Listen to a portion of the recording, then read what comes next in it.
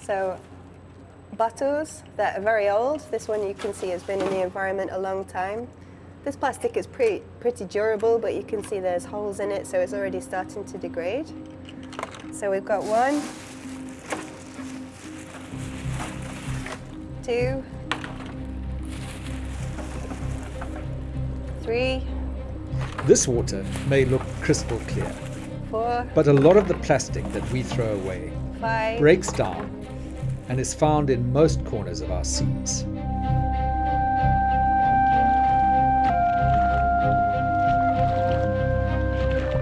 Jen Jones is collecting plastic waste in the middle of one of the largest and most well-protected parts of our ocean, the Galapagos Marine Reserve. We find microplastic pretty much everywhere, from the bottom of the ocean to the top of Everest. Here we find microplastic that originates from fishing gear, from litter that's degraded on the beaches. We are hundreds of kilometers away from well-trafficked shipping lanes and fishing waters.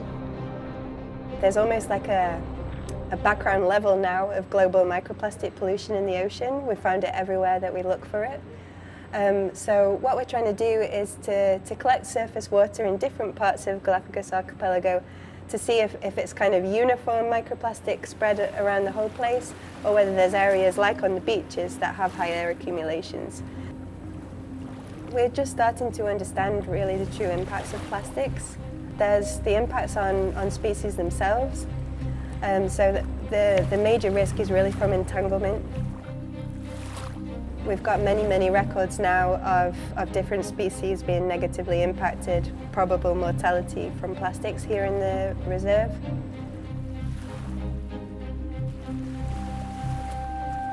Ingestion is a little harder to see the impacts. We're not quite sure yet what long-term impacts ingestion of microplastics has. It will be really important to answer that question, because a lot of the animals we're trying to conserve here that are most endangered are filter feeders. So whale sharks, manta rays, whales are all exposed to what's in the surface water. So we want to see what the risk is to those filter feeding animals. Right now we're trying to understand what ratio is coming from the continent and what ratio is coming from the fisheries. We think that at least 30%, but probably up to 60% is coming from fishery sources. When you first went to this beach, it looked very clean. But once you start looking, there's more and more stuff. For me, it seems crazy that it's so cheap. There are alternatives. We have bioplastics, things that can be made from like seaweed, from plants, from shellfish waste, from food waste. But right now we can't manufacture it at the scale that we need to, and so it's still quite expensive.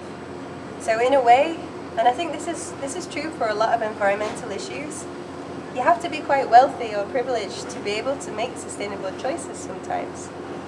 Because the cheaper alternatives that are the only things that are affordable for many people are the most environmentally damaging, and we need to review that. We need to flip this way of seeing these materials, because I think it's worth remembering that plastic is actually a phenomenal material if it's for something that's reused and reused again. When it's something like this, these bottles, we use them for 5 minutes at a time. You finish your drink and then it's done. But this will last for 500 years in the ocean. The Galapagos Reserve provides a level of protection to almost 200,000 square kilometers of ocean.